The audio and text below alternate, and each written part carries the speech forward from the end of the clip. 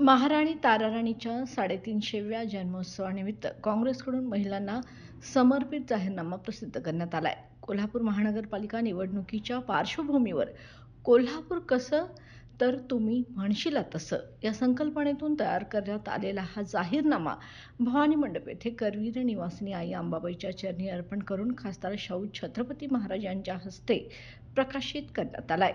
या जाहीरनाम्यात शहरातील सर्व महिला, विद्यार्थिनी आणि कामकाजी महिलांसाठी KMT बस प्रवास पूर्णपणे मोफत करण्याची महत्त्वपूर्ण घोषणा करण्यात आली आहे.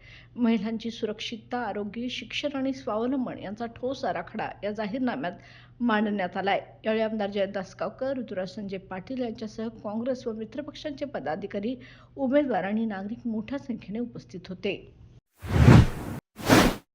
बाळ, फ्रीजमधून श्रीखंड काढ ना. आम्ही पूर्वी घरीच बनवायचो श्रीखंड. त्याची चवच वेगळी होती. आता काय सगळं रेडीमेड. आजी, हे श्रीखंड खाऊन बघ. आज तुझ्या आईनं घरीच बनवलं की काय?